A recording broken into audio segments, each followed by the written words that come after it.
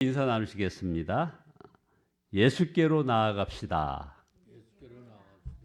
예, 오늘 말씀은 로마서 7장 15절에서 25절 말씀으로 제목은 절대절망 예수께로 갑시다 라는 제목입니다.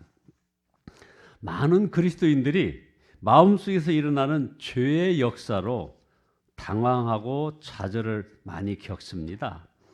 이제 갓 구원의 감격을 가질 때는 마음은 참으로 기쁘고 막 기쁨으로 정말 가득 차고 모든 죄악에서 이길 것 같고 어떤 시험이 오더라도 이길 것 같고 하나님의 소망이 눈에 보이고 그래서 결국 모든 일을 다 사랑할 수 있을 것 같은데 안타깝게도 이런 상태는 오래가지 못합니다. 죄는 다시 살아나고 나의 오래된 성질과 교만과 질투가 다시 찾아오고 그래서 이제는 성경 읽는 것도 기도하는 것도 전과 같지 않고 전도의 열심도 식고 사랑도 갈수록 냉랭해집니다. 죄가 다시 찾아올 줄이야, 시험에 무력하게 쓰러질 줄이야 꿈에도 생각하지 못했습니다. 우리는 세상의 죄인은 아니지만 그리스도인으로서 여전히 죄인임을 느끼는 겁니다. 그래서 때로는 구원의 확신도 잊어버릴 때도 있고 그래야 드디어 전도할 의욕도 갖지 못하는 겁니다. 지금 오늘 이 본문에서 사도 바울도 아주 동일한 경험을 했음을 알 수 있습니다. 로마서 7장 15절에 보면 내가 행하는 것을 내가 알지 못하노니, 이게 무슨 말입니까? 내가 행했는데 그걸 내가 알지 못할 정도로 죄와 벗하고 있다는 겁니다. 그래서 15절에는 내가 원하는 것은 행하지 않고 도리어 미워하는 것을 행함이라. 내가 원하는 바 선은 행하지 아니하고 도리어 원하지 아니하는 바 악은 행하는도다. 이렇게 탄식을 했습니다. 예수님을 믿는데 이런 일이 일어나는 것입니다. 결국 사도 바울이 깨달은 것이 있습니다. 예수님을 영접했지만 자신의 내면에 여전히 죄와 악이 존재한다는 그런 고통스러운 사실입니다. 그래서 로마서 7장 21절에 그러므로 내가 한 법을 깨달았노니 곧 선을 행하기 원하는 나에게 악이 함께 있는 것이다. 이렇게 탄식을 하는 겁니다. 그리고 죄가 구원받은 자신을 여전히 죄짓게 만들 수 있다는 그런 사실을 인정을 한 겁니다. 17절에 그와 같은 일을 하는 것은 내가 아니라 내 속에 자리를 잡고 있는 죄라고 지적을 하고 있습니다. 여러분, 이것은 어떤 불신자의 고백이 아닙니다. 많은 그리스도인들이 이런 실패와 좌절을 경험하며 살고 있는 것입니다. 그래서 사도 바울은 너무나 비참해서 울부짖습니다. 로마서 7장 24절에 보면 그 유명한 사도 바울의 탄식이 나옵니다. 오호라 나는 곤고한 사람이로다. 이 사망의 몸에서 누가 나를 건져내라. 그러나 여기서 우리는 정신을 차려야 합니다. 말씀을 다시 살펴보아야 합니다. 이 말씀은 우리를 절망시키려는 그런 말씀이 아니라는 것을 알아야 합니다. 우리에게 소망을 주려는 말씀입니다. 예수님을 영접한 우리가 여전히 죄에 무너지는 현실이 결코 유쾌한 것은 아닙니다. 그러나 우리가 주목해야 할 것은 죄짓게 될 때 우리가 느끼는 그런 탄식과 절망감입니다. 이것 때문에 이 구절이 불신자의 고백이 아니라 그리스도인의 고백이라는 것입니다. 죄로 인한 이런 애통함과 절망감은 불신자에게는 아예 없습니다. 영생을 얻은 사람에게만 이런 애통함과 절망감이 있는 겁니다.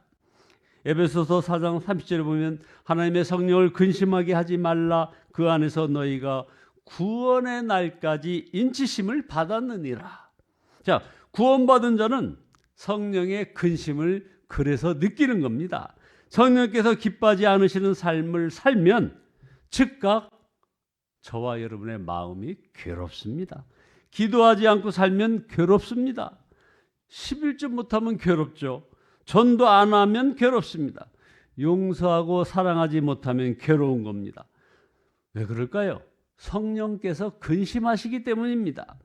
불신자에게도 죄책감은 있습니다. 그러나 이런 깊은 절망감은 없는 것입니다. 우리가 오히려 조심해야 할 것은 죄로 인한 탄식과 몸부림, 이것 자체를 잃어버리는 것, 이것을 우리가 경계해야 됩니다. 죄는 영혼의 암입니다. 그러므로 자신이 죄를 짓고 사는 것을 깨달았을 때 의사 앞에서 암 선고를 받은 것과 같은 그런 충격과 고통이 있어야 하는 것입니다. 절벽을 향하여 달려가는 열차에 타고 있음을 깨달은 그런 충격과 그런 애통함이 있어야 한다는 것이죠. 영이 산 자에게 그러한 몸부림이 있는 것입니다. 죽은 자에게 무슨 고통이나 그런 몸부림이 있겠습니까?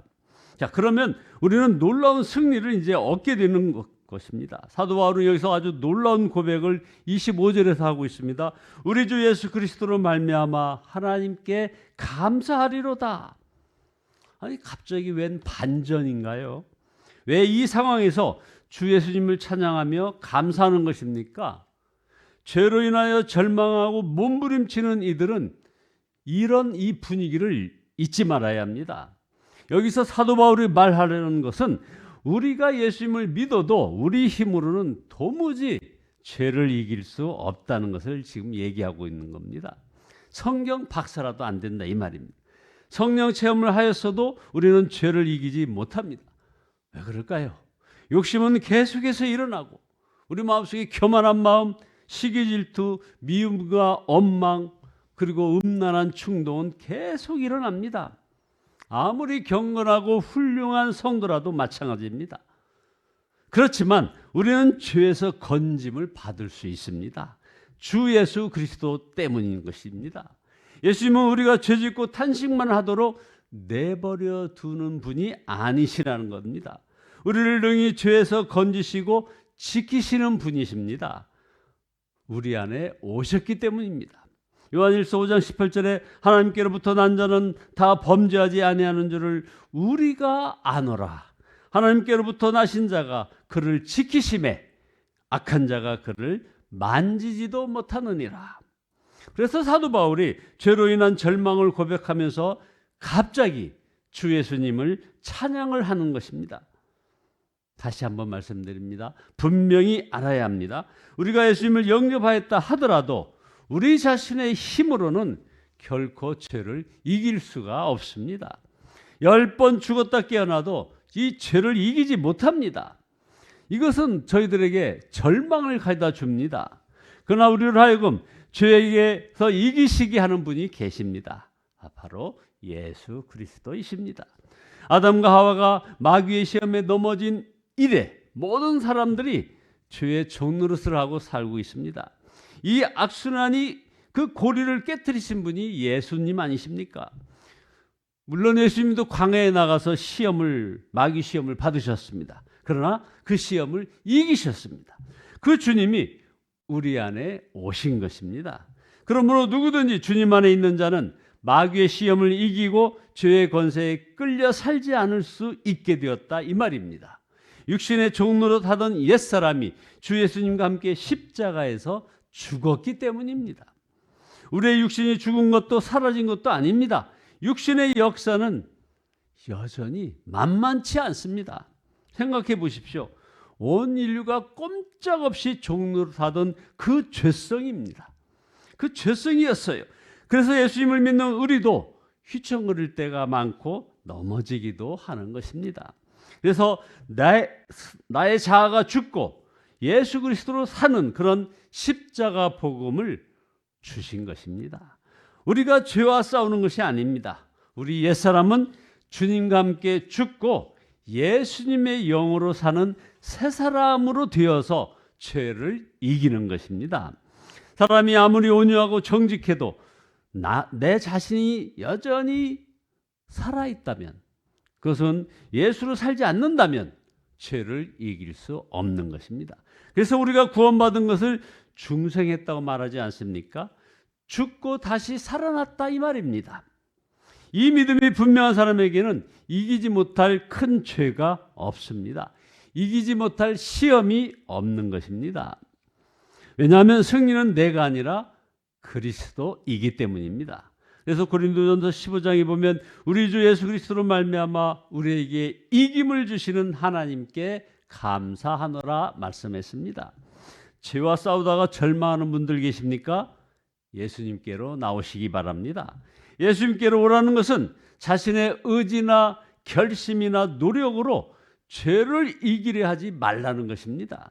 사도 바울이 말하려는 것은 죄와의 싸움에서 우리는 질 수밖에 없는 것이 아니라는 겁니다. 예수님을 믿어도 우리 자신의 힘으로는 죄를 이길 수 없다는 것, 이것을 말하려는 것입니다. 우리는 죄에서 건지시고 이기게 하실 분은 우리 안에 오신 예수님을 믿을 때 이게 가능하다는 것을 계속해서 얘기하고 있습니다. 죄에 대한 승리는 우리에게 있지 않고 주 예수님에게 있다는 것을 지금 얘기하고 있는 것입니다. 여러분, 우리가 죄를 이기려면 우리 옛사람이 예수님과 함께 죽었으며 주 예수님이 우리 안에 오셔서 우리의 생명이 되셨음을 분명히 믿어야 합니다. 그리고 온전히 주 예수님을 바라봐야 합니다. 이것이 마음으로 하나님의 법을 섬기는 것입니다. 그때 우리는 진심으로 주 예수 그리스도께 감사하고 찬양하게 되는 것입니다. 그래서 25절에 우리 주 예수 그리스도로 말미암아 하나님께 감사하리로다 하는 이런 고백과 감사가 저와 여러분 모두에게 모두의 고백이 되시기를 예수 그리스도의 이름으로 축원드립니다. 기도하시겠습니다.